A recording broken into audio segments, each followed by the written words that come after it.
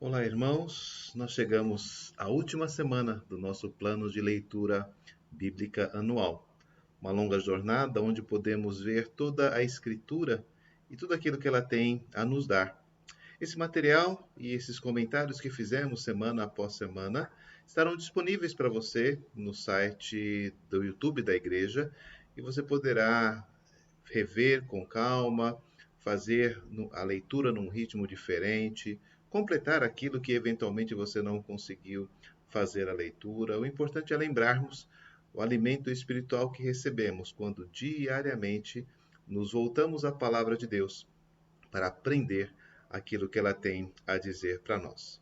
Nesta última semana, nós leremos o trechinho do início de Lucas que faltou, do capítulo 2, verso 21, onde nós temos ali a circuncisão de Jesus, até o capítulo 5, verso 26. Esse trecho nós temos a infância de Jesus, aquele primeiro momento no templo, o encontro com Simeão, o encontro com Ana, depois o ministério de João Batista e o batismo de Jesus. E a partir do capítulo 5 de Lucas, o próprio ministério de Jesus é registrado para nós, os seus primeiros movimentos, a sua pregação inicial, o modo como ele chama os seus primeiros discípulos e especialmente os primeiros milagres que Jesus vai fazer. Assim, nós começamos a conhecer a maneira como Lucas apresenta a obra redentora de Jesus Cristo. A segunda parte da nossa leitura dessa semana é um pouco mais difícil. São os capítulos 38 de Ezequiel até o final do livro de Ezequiel, o capítulo 48. Esse é um trecho que é referido também em Apocalipse, mencionado várias vezes e bem difícil de interpretar. O que devemos lembrar é que essa história de Gog e Magog é uma história a respeito de inimigos de Israel que vêm e fazem mal e prejudicam o povo de Deus, mas que Deus, no seu tempo, dará vitória e fará com que esses inimigos do povo do Senhor sejam destruídos e não se tenha mais nenhuma menção sobre eles.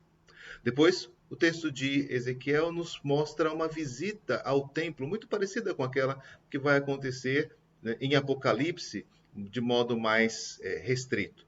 No texto de Ezequiel, nós temos vários capítulos mostrando as medições do templo e a ideia de que Deus conhece cada palmo, cada centímetro da sua casa. É curioso que essas medidas são diferentes das medidas do Templo de Salomão. Isso causou sempre bastante polêmica e tem sido interpretado como uma leitura espiritual, uma visão daquilo que seria a Igreja de Cristo e toda a sua amplitude e expansão, uma vez que nós somos o templo do Espírito Santo.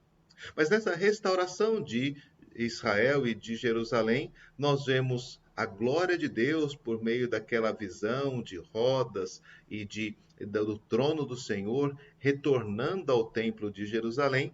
E o livro de Ezequiel passa então a mencionar uma série de orientações para retomar o culto, para retomar a vida nas cidades, para mostrar que Deus estava restaurando plenamente o seu povo, o culto a Ele, as festas e assim por diante. É muito interessante ver que o livro de Ezequiel termina dizendo que o Senhor está ali. Aquele é o nome da cidade, o lugar onde Deus está. A ideia de que Deus está conosco para todo o sempre. Certamente uma visão gloriosa da nova Jerusalém. E o texto de Isaías, onde nós leremos do capítulo 61 ao 66, também o final do livro de Isaías. Em Isaías 61, nós temos a vinda do Messias, texto mencionado por Jesus, inclusive, o Espírito do Senhor estava sobre ele para anunciar o ano aceitável do Senhor. A partir da obra de Cristo, nós vamos encontrar Isaías descrevendo os efeitos restauradores em Jerusalém, quando Jerusalém se torna a cidade do Senhor novamente, onde os seus muros novamente são cuidados por Deus, onde Deus tem prazer novamente naquela cidade. O profeta, ele encontra Deus vingando o seu povo, como nós lemos em Ezequiel, fazendo com que todas as suas bondades e todas as suas benignidades sejam reconhecidas e sejam experimentadas pelo povo de Deus. Então, nós temos Deus mostrando que ele escolhe para si o seu povo e rejeita aqueles que não ouviram o seu chamado e não buscaram aquilo que ele estabeleceu. E aqueles que antes não buscavam ao Senhor, não conheciam o Senhor, agora são atraídos, respondem com fé à palavra do Senhor e são incorporados ao povo de Deus, aqueles que são chamados a semente santa, aqueles que são chamados os fiéis, os filhos de Deus. Então, Isaías passa a anunciar os novos céus e a nova terra, também falando a respeito do plano futuro de restauração, a completação do povo de Deus, que ainda nós não experimentamos, mas sabemos que haverá.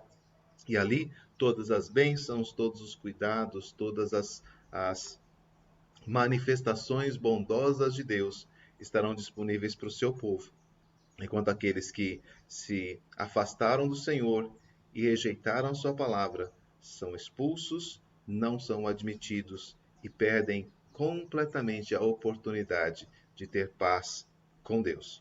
Todos estes textos falam da felicidade que temos, desde a chegada do nosso Redentor até a completação da sua obra, quando todas as coisas forem de acordo com aquilo que ele prometeu, e onde todas as alegrias e bênçãos do Senhor alcançarão o seu povo. Que nós, na leitura bíblica, sempre tenhamos esta percepção de que Deus está preparando algo glorioso, a manifestação da sua boa vontade, a riquezas e a plenitude do seu poder estão sendo oferecidas ao seu povo. E ao ler as Escrituras, então, sejamos animados, consolados, motivados a fazer a vontade do Senhor, abandonando tudo aquilo que não o agrada e que não o satisfaz. Que Deus abençoe a sua vida e que você, ao completar essa leitura, tenha esse desejo de continuar se alimentando da palavra de Deus no novo ano, na sequência dos dias, para que assim você tenha cada vez mais benefícios daquilo que Deus tem para nós. Deus o abençoe, fique com Deus. Abraço, até mais.